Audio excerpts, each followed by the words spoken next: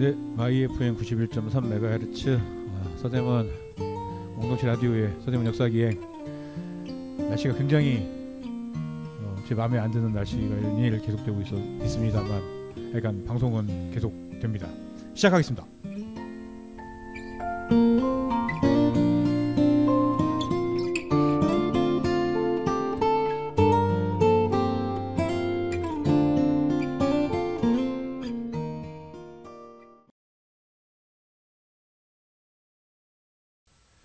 네, 서대문 역사기행 황원입니다. 네, 안녕하세요. 박정수입니다. 아, 요즘 같은 날씨에는 못 살겠습니다. 저는 갈수록 좋아지는데. 그러니까 네. 이게 이렇게 차이가 나는 약간 아픈 날씨예요, 진짜. 네, 그 금요일 날 특히 그러셨을 것 같아요. 첫눈 왔던 날. 그러니까 추운데 네. 습도가 높으니까 네. 힘드네요 이게. 네. 수능 날에는 비가 다 오지 않나 막. 네. 약간 그래서 어른들이 옛날에 그날 저는 참 그 좋아하는 그래요? 날씨였습니다. 네. 네. 네. 어른들이 이게 뼈골이 아프다고 얘기하는 게 이런 건가? 네. 괜히 막 힘들고 막 피곤하고 더 막 네.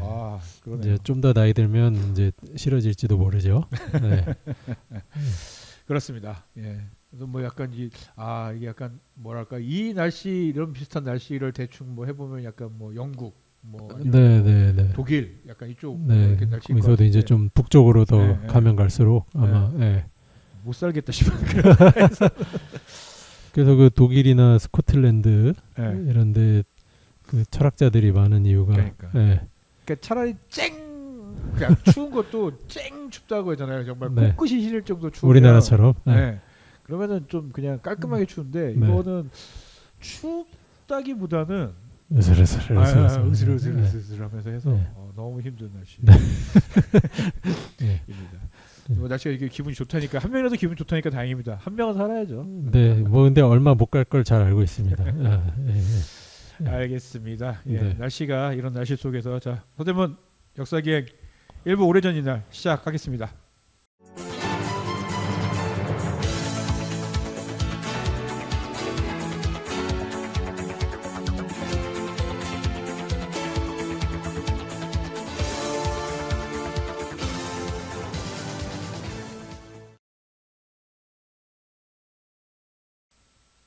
네, 오래전 이날 시간입니다. 또 소개를 해드리자면 저희는 방송이 있는 주간에 작다면 작고 크다면 큰 서대문구의 역사를 알아보는 시간이고요. 오늘은 11월 19일부터 11월 25일까지의 역사에 대해서 알아보겠습니다. 무슨 일이 있었나요? 네, 그 1995년 11월 20일 오늘이죠. 네, 그 가수 김성재 씨가 듀스의 멤버였던 그렇죠. 네, 김성재 씨가 서대문에 있는 스위스 그랜드 호텔에서 사망했습니다. 이게 의문사다, 뭐 살인이다, 막 뭐 이것저것 막 네, 말이 진짜 많았던. 그 이제 같이 묵었던 김성재 씨 여자친구분이 약사였죠. 네, 실제로 재판에 회부돼서 1심에서는 무기징역형을 받고 2심에서 완전히 뒤집어져서 무죄가 되고 됐죠. 결국 대법원에서 최종 무죄가 됐고 그 후로도 계속 그러니까 요러고 나서 2달 후에 있었던 김광석 씨의 죽음과 아울러 그 아무튼 지금까지도 뭔가 계속 의문사스러운 그런 느낌으로 계속 회자되는 사건이죠. 이게 연예인들이 사망하면 이렇게 있기나 봐요. 그러니까 사실 커트 코베인도 지금도 미국에서 이렇게 음모론처럼 설이 있습니까? 커트니 러브가 죽였다. 와이프가 커트니 러브가 죽였다. 뭐 이런 설들이 있어서 있죠. 그러니까. 네, 항상 이제 그렇게 되는 것 같아요. 전형적인 패턴이 그런 것 같습니다. 그러니까 같이 있던 애인이나 부인이나 사실 뭐 이해가 안 되는 젊은 나이에 갑자기 급작스럽게 이렇게 사망한다는 그렇죠. 받아들이기 쉽지 않은 건 어려우니까. 사실이죠. 예. 그러다 보니까 이제 이런저런 음모론들이 막 나오면서 약간 여전히 이제 뭐 해결되지 이거 뭐 생각만 뭐 이렇게 좀 이렇게 잊혀질만 하다 싶으면은 이제 뭐 시사 방송에서 김성재는 어떻게 죽었나 뭐 약간 이런 식으로 뭐 계속 프로그램 만들어 보도하려고 했다가 뭐 또 이래저래 갖고 뭐 방영이 안 됐다가 뭐 이런 일들이 계속 있었다고 하고 특히 더 이제 뭐 팬들 입장에서는 정말 믿어지지 않고 또는 매우 안타까웠을 법한 정황이 이때가 김성재 씨가 이제 듀스로 활동하다가 듀스가 이제 해체하고 직후부터 해체라고는 하지만 뭐 둘 갈라서고 이런 게 아니라 둘이 다른 형태의 이제 협업 구조로 들어가서 그 이현도 씨가 곡을 만들고 프로듀싱을 하고 그쵸. 김성재 씨가 이제 퍼포먼스를 담당하는 그쵸. 쪽으로 둘이 이제 분업체계로 전환하고 김성재 씨가 이제 그런 체계 속에서 솔로로 데뷔한 데뷔 공연이 이제 SBS의 그 인기가요 20이란 프로그램이었는데 그게 95년 11월 19일에 19일에 하고 그날 그 같이 했던 그 댄서 팀이랑 매니저랑 뭐 여자친구분이랑 같이 이제 호텔에 묵었죠. 네, 큰 룸에 이제 묵었는데 자고 일어나 보니 이제 사망해 있었던. 그러니까 데뷔 그 솔로 데뷔 무대를 성공적으로 마치고 바로 그런 일이 벌어지다 보니까 그 다음에 이제 초반에 경찰이 그냥 이제 자살로 추정을 한 상태에서 그 해외 저기 그 외국인 댄서들이 있었는데 이 사람들이 이미 다 출국해버리고 그러네. 뒤늦게 뭐 이런저런 약물도 검출되고 주사 바늘도 원래 뭐 발견했던 것보다 훨씬 많이 발견되고 이러면서 뒤늦게 뭐 같이 있었던 사람들 출국 금지하고 뭐 이런저런 조치들을 하긴 했는데 아무튼 그런 이제 수사상의 혼선이 일어나고 또 그런 몇 가지의 그냥 아주 약한 정황 증거만으로 또 검찰이 기소하고 하면서 사실은 재판 결과도 다 뒤집어지고 아무튼 그런 그런 사건이었죠. 예. 그래서 스위스 그랜드 호텔이 유명해진. 네. 그러니까 이때는 스위스 그랜드 호텔이 생긴 지 얼마 안 됐을 때예요. 올림픽 준비하면서 생겼으니까. 88년도 특별법에 의해서 만들어졌으니까 채 만들어진 지 뭐 길어봐야 뭐 한 6, 7년이네요. 그렇죠. 예. 아무튼 스위스 그랜드 호텔이 상당히 유명세를 치른. 그리고 이제 제가 사실은 그 이번 주간에 그 오래전 이날에서 얘기할 만한 건이 굉장히 많았거든요. 아, 그래요? 예. 근데 이거를 고른 이유를 이 말씀을 드려야 될 것 같아요. 예. 우리 그 서대문 공동체 라디오의 그 가재울 음악 수다방 프로그램 있잖아요. 그게 옛날에 저희 그 가재울 라디오 인터넷 라디오 시절부터 사실은 최장수 프로그램입니다. 그쵸. 그 프로그램 진행하시는 그 봄디 님께서 수년 전에 저랑 얘기하다가 예전에 인터넷 라디오 시절입니다. 저랑 얘기하다가 서대문 역사기행에서 김성재 씨 사망 사건도 꼭 다뤄주세요라고 저에게 부탁을 하신 적이 있어요. 제가 그 잊지 않고 있었다는 말씀 드리려고 일부러 이 사건을 소개를 드렸습니다. 아, 그렇군요. 네. 야, 봄디님에게 꼭 좀 전해주세요. 네, 제가 꼭 링크를 보내드리겠습니다. 네. 방송 들으라고 하고요. 20일 날 1995년 제가 사실은 이때 대학교를 다닐 때여서 연예계에 전혀 관심이 없을 때여가지고 사건 사고에 대해서 크다라는 생각을 해본 적이 없긴 했었는데 나중에 와서 이렇게 좀 이렇게 팔로우 좀 해보니까 굉장히 충격적이겠다라는 생각이 들긴 하더라고요. 그렇죠. 저도 사실은 그렇게 뭐 큰 관심이 없었기 때문에 이번에 뭐 좀 새롭게 알게 된 것들도 많은데 아무튼 조금 뭐 이것도 나중에 뭐 좀 내용들이 쌓이면 본방에서 한번 깊이 다루는 시간도 가져볼 수 있지 않을까 싶습니다. 네. 두 번째 소식은 어떤 건가요?